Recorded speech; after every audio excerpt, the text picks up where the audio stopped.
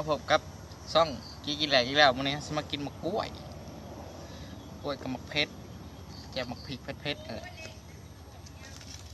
เห็นในติ๊กต็อกเขากินบางคือแซ่บคือสิลองเบิ่งเนาะใช้แพ็ค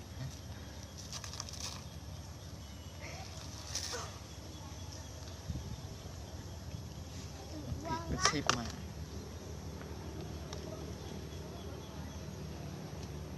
เคยเห็นเขาบีบมะนาวใช่น้ำวะ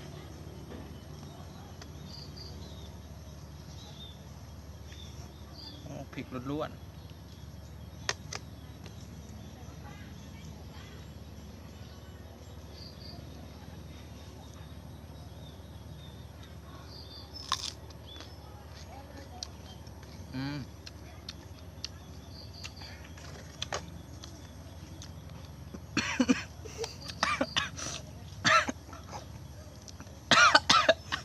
อยากไอ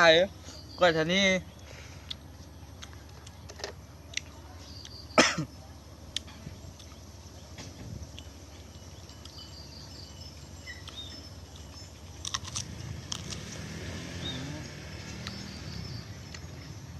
แซ่บแซ่บเผ็ด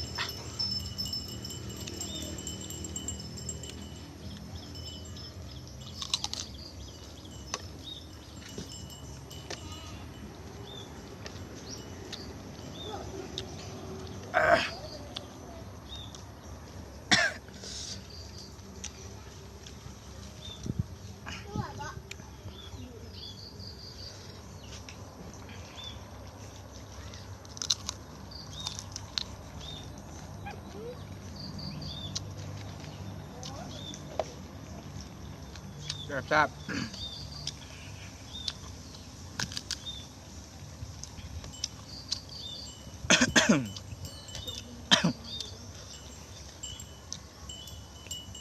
วิวนี่ก็เย็นเฮ้ยเธอกกไม้พี่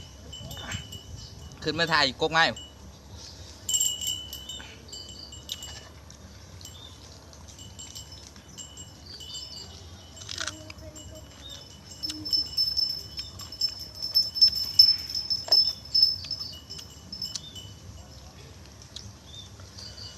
พริกเป็นหน่วย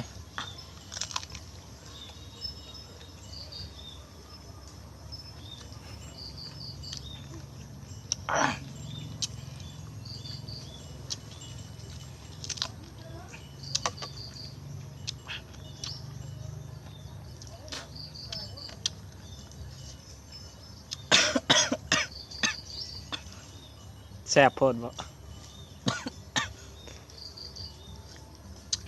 สมัก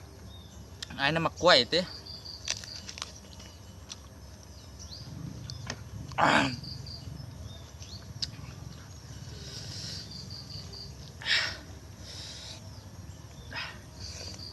เผ็ดแห้ง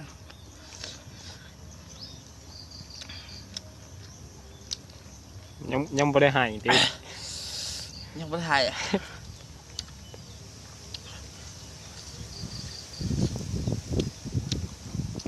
โอ้ย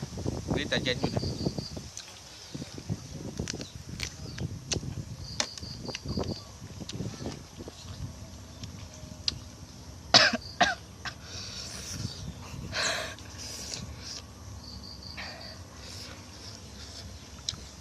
ดูนา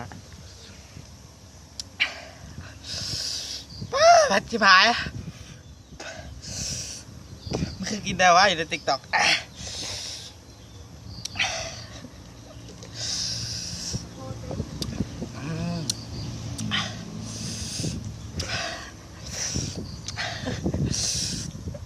พอก่อนเนาะจบคลิปพอดีกันขอจบคลิปก่อนพอเอาไว้แล้วฝากเขาอย่าลืมกดไลค์กดแชร์กดติดตามเลยเด้อ